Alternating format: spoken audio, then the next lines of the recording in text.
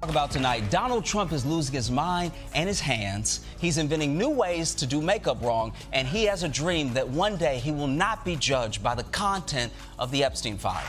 Let's kick things off with distractions. What it looks like when they're fed to the media and what it looks like when they don't work. Because right now, Donald Trump is desperate to move on from the Epstein files, but the story is only building. Just picture getting completely taken down by someone who sounds like they're calmly requesting to speak with a manager.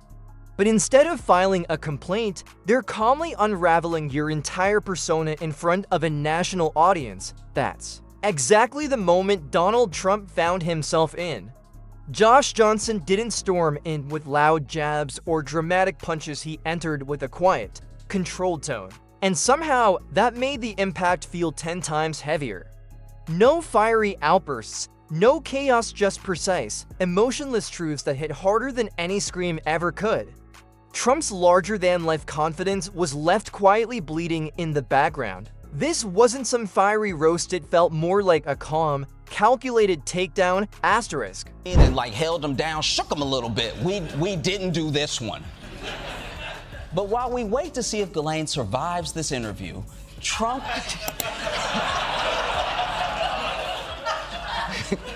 has been doing everything that he can to keep those files under wraps. He's even got his friends in Congress trying to help. Mike Johnson shut down the House just to avoid a vote on the release of the files. Asterisk, what happens when a guy who talks like a software update gently criticizing your Wi-Fi router decides to call out the president on live TV? You get Josh Johnson, America's most soft-spoken assassin, stepping up to the microphone with the calm energy of a librarian, yet somehow delivering a blow strong enough to rattle Donald Trump's pride. Without ever raising his voice, he managed to dismantle the moment with eerie precision, proving that you don't need to shout to make a room go silent. Now, President Trump made big promises about lowering drug prices once he got into office, but all the haters said he was never actually going to get it done. Well, guess what, haters? His promises just got even bigger. We're going to get the drug prices down, not 30 or 40%, which would be great, not 50 or 60, no. We're going to get them down 1,000%, 600%, 500%, 1,500%. Numbers that are not even thought to be achievable. Yeah, I also thought it would not be achievable to lower drug prices. If you're enjoying this video, don't forget to subscribe to the channel and hit the bell icon so you never miss an update. Josh doesn't raise his voice, he doesn't go on angry rants, and he certainly doesn't break a sweat. He simply puts words together so precisely that it makes Trump seem like he flunked the CAPTCHA test for running the country. While others tried to take Trump down with loud, aggressive attacks, Josh shows up with a pair of surgical scissors and an expression that says he's just slightly let down, and somehow that quiet, controlled approach ends up being 10 times more brutal. Just so you understand, lowering drug prices 100% means it's free. Lowering it past that means they're gonna give you money.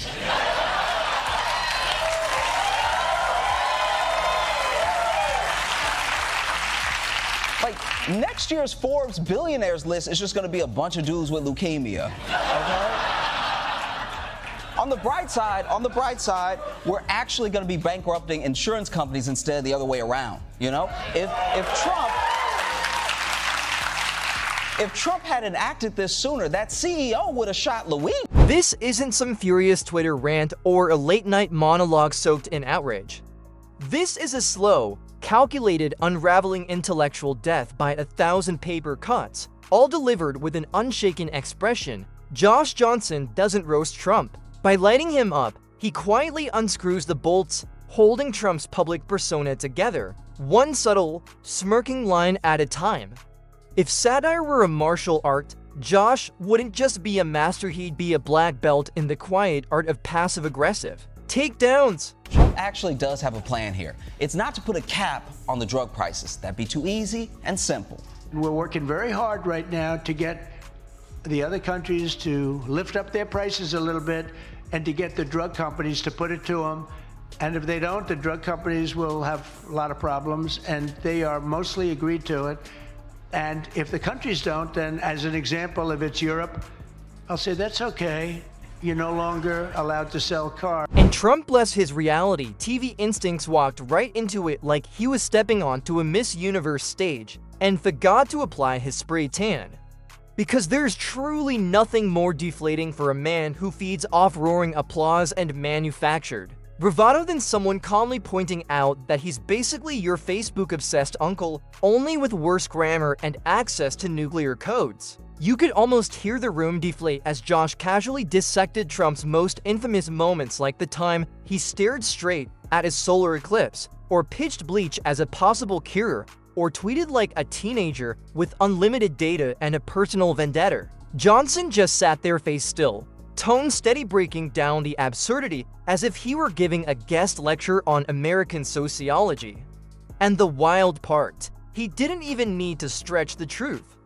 That's what hits hardest, because when your funniest weapon is simply the facts, and one of those facts is that Trump genuinely suggested raking forests to prevent wildfires, you're not cracking jokes, you're landing body blows. Johnson's brilliance is in how effortlessly he does it. He delivers one-liners like he's reading bullet points off an Excel sheet, but somehow each one lands with the force of a steel chair to the ego. Trump, the man who demands everything, be the biggest, boldest, most unbelievable, suddenly found himself reduced to a punchline so dry it practically begged for moisturizer. That they clear Congress out for the summer like they found a dookie in the pool. But trying to shut down the release of the files only makes them more interesting. So over the last week, Trump has been throwing every distraction he can at us. And I want to go through some of them to show you how desperate he's getting. Let's start with his go-to distraction. Obama! The witch hunt that you should be talking about is they caught President Obama. And when Josh set his sights on Trump's vocabulary, it was game over. There's simply no political spin that can rescue a man who once seemed to believe that oranges was the plural of origins. Johnson dropped that line with such calm precision, it felt less like a joke and more like a tech support report. Trump's language slip-ups aren't just funny little mistakes, they're full-blown grammatical hostage situations. And Josh, he's the unbothered negotiator refusing to engage with the nonsense. Then came the business legacy, because no, Trump critique is complete without revisiting the grand empire of golden toilets and infamous product flops. With his signature cool tone, Josh recounted the collapse of Trump University like a bedtime story that took a dark, hilarious turn. The audience didn't just laugh, they erupted. It was that raw kind of laughter that breaks out when someone finally says the obvious truth out loud for everyone to hear. This wasn't just comedy, it was pure release. The kind of moment where people aren't just entertained, they feel seen. Treating Americans like a kid you can bribe with a treat. Allow me to demonstrate what Donald Trump is going for here.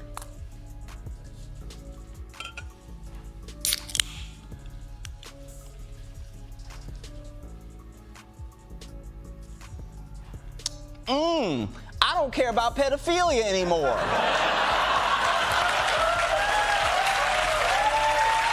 This wasn't stand-up comedy begging for applause, it felt more like a group therapy session led by someone who clearly avoids small talk but is somehow tailor-made for poetic payback. Josh's commentary on Trump's ego might have been the sharpest cut of all, because when you tell a man obsessed with crowd sizes that his approval ratings could fit on the back of a cocktail napkin, you're not just making fun, you're rewriting his memoir in Comic Sans. And Josh didn't smirk, didn't gloat. He delivered it as casually as someone reading off a weather report, dry, clinical, and absolutely ruthless, while Trump's political brand is all noise and bluster wrapped in a layer of spray tan. Johnson is the calm storm that follows.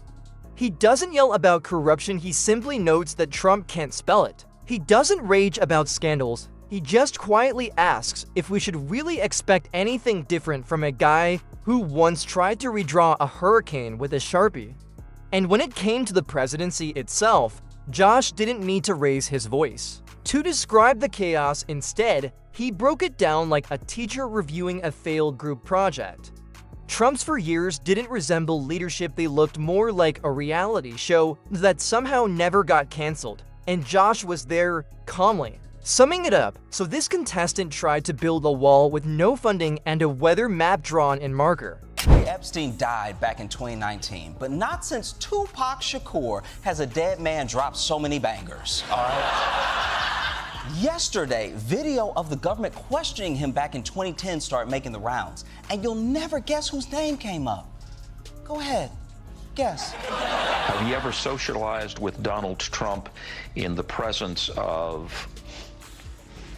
females under the age of 18? And then, as if all that weren't enough, Johnson shifted his focus to the post-presidency chapter, the rallies, the social media bans, the courtroom sagas that made real-life politics feel like a parody of Law and Order reimagined by Disney. Trump, once the most powerful man in the world, now seemed more like a guy yelling at golf balls on the weekend. And Josh, with just a slight head tilt and a perfectly timed pause, made the whole phase sound like a sequel nobody wanted. That's why this rose felt so different. While most critics come at Trump like he's some terrifying force, Josh approached him like a broken household appliance. His delivery was so quiet, it somehow echoed louder. It was a subtle, piercing reminder that when your fan base is willing to buy both a branded Bible and an NFT from you in the same week, you're not leading a political revolution, you're hosting a late-night infomercial wrapped in patriotic merchandise. And that's the strange brilliance of Josh Johnson. He doesn't need to shout to cut deep. He takes his time, paints the picture, and lets the ridiculousness speak for itself. He doesn't punch up or down or swing wildly, he simply observes you with unnerving precision. And somehow, that lands 10 times harder. Put that down as a yes? I'll be honest, I've never heard anybody plead anything other than the fifth before. But this guy's so guilty, he's calling out every amendment he can think of. Like, no, what's the one with the women voting? 19, throw that in too.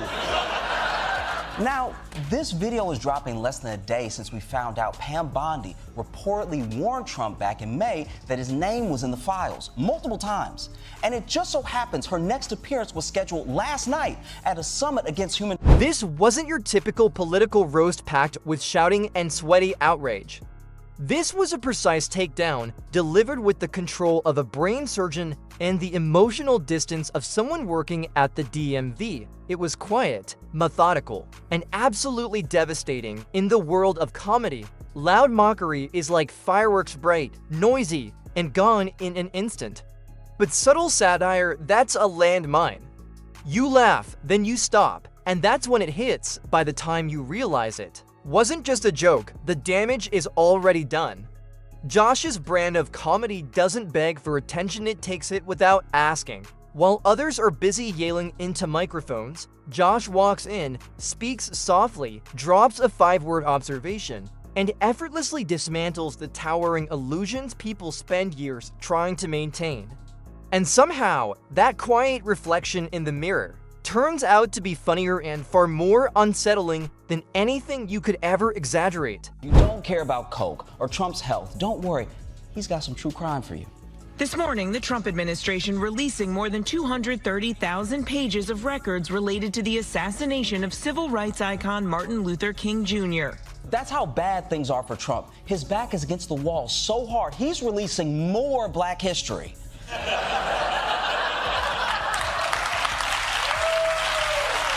Be the worst distraction because all he did was remind us that he can declassify thousands of secret files, and people noticed. Bernice King, the daughter of Dr. Martin Luther King Jr., posted this picture on social media with the caption that simply reads, "Now do the Epstein files." And let's be real, Trump thrives in chaos. He doesn't just survive it. He soaks in it like a shark gliding through murky waters. But instead of water, it's confusion and noise that fuel him. You yell at him, he yells back louder. You throw one insult, he fires off 5. But Josh doesn't yell, he doesn't swing. He simply leans in like he's about to ask for your Wi-Fi password, and instead, he drops a truth bomb so precise and unexpected, it stops you cold. Suddenly, you're left wondering how this quiet man ever got access to nuclear codes in the first place. It's that fine-tuned dance between absurdity and logic, where each amplifies the other until the truth becomes impossible to ignore. The audience reaction, controlled chaos, not the wild kind, but that eerie mix of gasps, uncomfortable, chuckles, and then a slow wave of realization. Wait, he's actually right. That's when you know it's not just comedy, it's something sharper. That's when the laughter fades into reflective silence, and you realize this isn't just funny, it's transformative. It's the kind of humor that flips your entire perspective without ever raising its voice, and somehow you're okay with it. Trump knows Epstein so well. They were friends. Trump lived so close to Epstein in Florida that Epstein had to knock on his door and let him know he was on the sex offender registry. Like, that's how close they lived together. He knocked on the door, was like, hi, the court has ordered me to notify you that I'm in the area. I have been convicted of a few crimes, and I left my suit jacket over here last night, so that's great. And here's the real kicker: this entire moment says everything about where we are as a country. The fact that it takes a soft-spoken comedian to deliver the clarity that the 24/7's news cycle can't. That alone should make us pause, while traditional institutions twist themselves into knots trying to stay neutral. Comedians like Josh Johnson step in and say exactly what everyone's been thinking in the most unapologetically precise way imaginable. While others shout to be heard above the chaos, he simply whispers the truth, and somehow, that whisper carries louder than an entire Trump rally sound system. Trump's obsession with dominance is the core of his image, the bravado, the slogans, the branding, all wrapped up in a gladiator performance. But the real power shift happens when someone like Josh walks in and doesn't challenge that dominance, doesn't even acknowledge it, he just observes it like it's an exhibit in a zoo. And that's where the real damage is done, because you can't outplay someone on their home field, but Josh doesn't try to. He doesn't fight, he narrates. And in the end, it's not the volume that shatters the illusion, it's the brutal precision. Are doing tariffs? Damn right we are. I ain't scared of shit. Not even more expensive housing? Tariffs are off. But that will increase the trade deficit. On again. Well, what about the price of breakfast? Off in the morning, on at night. But Canada is retaliating. Off with Canada, on with China. We'll go to war with China. I don't give a f. Josh, China has nukes. No tariffs on China. And Josh's aim was laser precise. He didn't need to dig through piles of scandals or scandals about the scandals. He didn't have to raise his voice over insurrections or impeachments. All he did was calmly point out that the emperor's hair looks like cotton candy, and somehow, that's when everyone finally started to see it. So here we are. The so-called Teflon Don got vaporized by a punchline that sounded like it came from a slightly confused librarian. Trump had dodged the FBI, sidestepped impeachment, slipped past 1,000 controversies, but he couldn't dodge this roast, dry as sandpaper and twice as sharp. It hit him right where it hurts the most, his image. And there's no NDA, no hush money, no PR spin strong enough to undo that. And if you thought this was bad, just wait until Josh Johnson turns his focus to Elon Musk. The more Johnson spoke, the smaller Trump seemed, not in size, though that would have been a sight, but in presence, in credibility, in logic, every quiet line shaved off another layer of illusion. Every deadpan joke revealed a fresh crack in the golden facade. It was like watching someone pop a balloon just by whispering to it. There are so many people that came out and they were like, look, what the whole reason that we joined this MAGA movement, the whole reason that we thought Trump being in office was a good thing is because it would mean more good jobs for Americans. And look, if you genuinely believed that, then I don't. Yeah, I mean, no, I'm not being a. I'm saying, like, if you And in a time when everything feels overexposed where noise, drama, and desperation flood every screen, Josh Johnson's sharpest weapon might be that he genuinely doesn't care if you notice him, which ironically makes you pay even more attention. He's not chasing trends, he's chasing the truth. And in Trump's world, where exaggeration is currency, the quiet honesty makes Josh the most dangerous person in the room. So no, Trump wasn't ready, because how do you clap back at a guy who sounds like your accountant but cuts like a samurai? Johnson didn't just roast Trump, he calmly escorted him out of the realm of credibility. No drama, no sweat, just a smooth, surgical exit from the conversation. It was controlled, powerful, and in a strange way, kind of beautiful. Because at its core, this wasn't about left or right, it was about clarity, about watching someone simply point out that the emperor's clothes weren't just missing. They never existed in the first place. Josh didn't need to shout. All he needed was a mic, a little time, and a mountain of patience. And honestly, what's more devastating than that? Nothing, absolutely nothing, asterisk.